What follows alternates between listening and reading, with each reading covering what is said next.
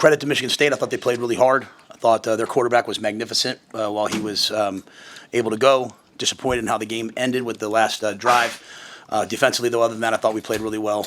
Held him under 100 yards rushing. He's a good player, and we knew he'd make some plays. Offensively, we were out of rhythm for a long, long time after that first drive. They made the decision to take the win in the third quarter, so we had it in the fourth. Big play, I thought, was the wheel route to Jacory to get us going at the end of the third, and then we had the win in the fourth.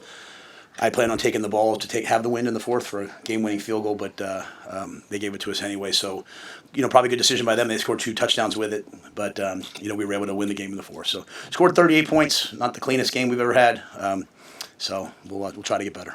Coach, you've kind of talked about these games are ones you like because you have things you can work on and get better at, but you ultimately get the win. Did that feel like that kind of game today? And I think they're all going to be like that in the Big Ten. Did Penn State lose to UCLA? Yeah. So, I know I say it and everyone kind of rolls their eyes at me, but this is what every week's going to be like in the Big Ten now, right? Like, you're going all over the country. Every game's going to be a battle. There was the win obviously had somewhat of an effect on both teams today. You can see even the punt game, just the field position. Like, we kept hanging the ball up and it was going 25 yards. Part of the reason why we went for the fake punt, I called it the fake punt. That's not on Eck. That's on me. So I'll take responsibility for that. And thought we had a great shot at a big play, and just their kid made a nice play. So credit to them. Outside the fake punt, the special teams today and what it was able to do and how it affected the game. How big of a factor is that been? Yeah, and then we had the punt return. The other punt return for a touchdown. Unfortunately, came back. But we came out. We said we were going to block a punt. Credit to Jameer Khan. Like he prepared all week to block that punt. We told the team he's going to block the punt. Not we hope he blocks the punt. Hey, go block the punt. We said he's going to block the punt. He blocked the punt. Carter scored the touchdown. Should have scored again the second one. So, and you know what? I don't care about the punt. If I'm being really honest with you guys, the punt fake was the right call. Like I'm saying, we're going to put the ball in our guys' hands with a chance to make plays. And we still even had him stopped on that drive. It was 4th and 4. We came unblocked. We trust our defense. And so we're not going to make our decisions based just on the results. We trust our players, and that's the biggest thing. That game right there, Sam, that was UCLA to me last year. That felt like it at the half. It felt like come on, guys. And you know what? They went after it. And, they didn't just sit back. We just kept battling and fighting. That's been my challenge to our guys. 60 minutes of us playing hard is going to be hard for teams to withstand. And in the end, it's basically a 17-point win. Think about that. We're losing at the end of the third quarter. We win by 17. Unfortunately, we gave the last drive. Sorry. How hard was just the flow to manage just with the win? You go from 9 minutes of the first quarter with the win. You don't get the win again until the fourth quarter. Just to go that long and have to manage. I think it was unique in that, you never want to make – so none of this is excuses. It's just the way it went, right? Like, we scored and then we blocked the punt. So, we went a long time without our offense, really playing. And so it was like, hey, we have to get in rhythm now. And then all of a sudden, we just couldn't get in rhythm. But then on the flip side, the same thing happened to them. We went down, we had a long touchdown drive, and then they hung the ball up in the air. And then they never scored again until the last drive. So, offense is so much rhythm. Like Dana, he kept trying to get in rhythm. Finally, they hit that big play on the wheel. And credit to Luke Lindenmeyer. He's supposed to pin the end. The end lined it up outside of him. Luke just turned out and blocked him. Dylan went up inside. And I was really proud of Dylan today. Early on there, I was kind of like, hey, hang in there. And he just he just kept getting... He kept getting angrier and finally exploded. But I think it was more like that, just long stretches without the ball and trying to get back out there. And that's what Michigan State does. They run the ball and they try to eat up clock. At one point, they were 2 of 10 or something, or 1 of 7 on third downs, but he was just making plays on the scrambles. And we sacked him a bunch of times. Probably would have sacked him way more if he wasn't so elusive. Was there anything more to that moment that you had the wheel route there? And that's right when Michigan State had gone ahead for the first time. Do you feel like that snapped something in your guys at all? Well, we were my whole point was they just get to the fourth quarter with the wind at our back, and we're just going to go win the fourth quarter. It was 3rd and 9. We were kind of out of rhythm. We got him outside the pocket, and that was a great play design. We ran a similar play last week, the one that Isaiah caught that was, he unfortunately stepped out of bounds on, but it was a different play, and we just ran it off of that.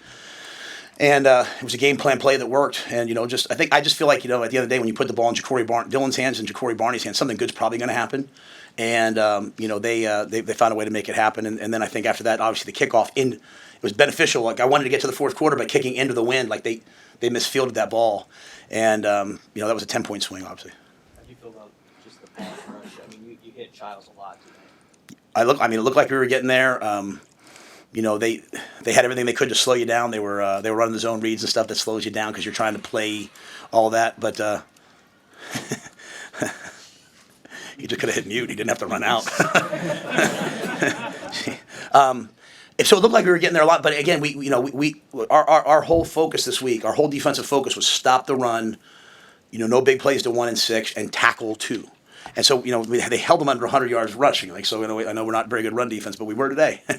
and I mean that sincerely. Like, we haven't been a good run defense. Well, today we were, and so that's a challenge to our guys. But then the quarterback, we didn't tackle the quarterback well enough. So, I've said it on record many times. I love this team. Like, even at the end, I was very positive, and then Sierra got up and he was like furious about that last drive that we let that backup quarterback move the ball down the field. So, they're hungry for more. But I don't want to minimize how good 2 is. Like, I think he's excellent, and he's done that to everybody. Because because we stopped the run, it became more of a drop back type game, and a movement game, and he was able to make plays. He's a good player. And you mentioned it earlier about growth, about last year, kind of reminded you of last year. How much growth have you seen, and did this really prove that you're headed in the positive direction? Yeah, we're not trying to prove anything to anybody. That's the biggest thing for us. Our guys have done a good job of blocking out everything. I mean, that's the second game in a row we've been booted home. Like, our guys are out there, and they're mad. Like, Dylan's yelling at the crowd. Like, I'm like, don't yell at the crowd. Like, they paid their money to come here, right? You know what I'm saying? They're paying $12 for a beer. Like, you know what? It's part of the game. Like, go play well. When you're not playing well, go play well. And so we're not trying to prove anything. We're trying to play good football, and it's really hard. Like, the Big Ten is hard. And, like, it's not like, we're not focused. They got good players, too. And they game planned us, too. And so I think the biggest thing is we just keep hanging in there and playing. But I don't know. I mean, like I said, like I think this is a game in previous years we might would have lost or not went the way it went. But we end up with a 17-point lead, and then we give up a touchdown. They're mad afterwards. So I like the mindset and where it's headed. There's a ton of things we have to clean up. There's a ton of things we have to get better at. We are not a perfect team. We have to play around all of our things. But I also say we show up every week, even when it's not perfect. Our guys show up. Like, even the Iowa game last year, you can't say we didn't show up, right? So our guys show up every week since that UCLA game last year. And this was the first game that kind of felt sneaky like that, like, ugh. And even at halftime, the coaches kept saying, like, come on, you did the defense. Come on, guys. I'm like, we need pep talks? They scored 7 points. Like, we need a pep talk? What are we talking about here? So it's just growing. I thought John Butler was awesome today. Like, on the headset, he was fiery. He was scary almost. Like, the Philly in him came out. And I think a lot of our guys hunted and played well. So, like I said, this team scored a bunch of points again last week against USC. I mean, they're a good team. Why did you guys decide to make the changes you did at offensive tackle, and how did you think it went? I have to watch the film. I hate to comment on it because, there were some things like there's some things today where, like, it's probably on the quarterback. There's some things today it's probably on the wide in terms of a couple of the sacks. Like, they brought a safety. We got I forget which sudden change it was. We got the ball and we took a shot at a big play touchdown, and the safety blitzed and the tailback didn't go back and block him. So it's just one of everybody in that kind of stretch where we were out of kilter. But it certainly didn't feel like last week. There were times it did, in the middle there. But once we kind of got in rhythm, I thought we were good. So anxious to watch the film. See how those guys played, but we love everybody. But it felt like, hey, this is we need Pritchett's size and strength, and he's been getting better and better and better. We have not played him to get him to grow, and he's grown, and so we felt like he's earned the right to play. And Gunner and Teddy were ready at right tackle. We went with Gunner for I think the whole game. So I'll see the tape. Sorry. You mentioned Dylan and the frustration, and you said getting angry in the second and third quarter when it was sputtering offensively. Was he reacting the way that you would want him to react? Yeah, I have to go back and look at everything because it's easy in the moment to be like, is he looking at the rush? Is this but like, maybe the in cut's not quite wide open, and he's protecting the ball and all those things. Even the interception in the third quarter was so reminiscent of the end of the game at UCLA. And if you guys remember the times I've talked to you about sitting in the cafeteria the one day in camp and sitting there with Dylan, him watching the UCLA game was on the Big Ten Network, and him being like, shoot, it's a 7-point game in the fourth quarter. And I said, yeah, bro, they're all going to come. Like, don't panic. And so I love what he did after that. I felt like there was a little time there in the middle where it was just kind of like, oh, what's happening? At some point, I want to see I want Dylan angry. I want in the moment locked in, but I want a fired up, blood in his eyes Dylan, because that's the best Dylan that there is, and the guys will fight for him. And but other than that, I can't say exactly how everything else went. You know what I'm saying, Mitch? There were so many things that were happening that was going fast. I'll have to watch the tape to really, really dissect some of the X and O stuff. But I thought the play. I'll go back one more time to the double post wheel to Jacory. I thought that's the play that kind of ignited us and gave us a shot. Sean Singleton, 2 interceptions and almost had a scoop and score. They called it. Yeah. I'm pretty sure that ball was forward when they called it. Everyone was celebrating. I was like, second down, get ready. No, I'm so proud of Deshaun, and I hope everyone saw. This week we put out the thing about him and his brother. It's just so great when you see good people do good things. Now, the guy takes his brother in, and I'm just, and his brother, here his brother is, he's on our team. He's doing well in school. Like, you think about it, he went from getting shot at and fearing for his life to now he's a college student here. And so that's who Deshaun is. And so I love him. I'm so happy to see him make plays on the ball. Butler was ripping him for not scoring, like he should have scored on those plays.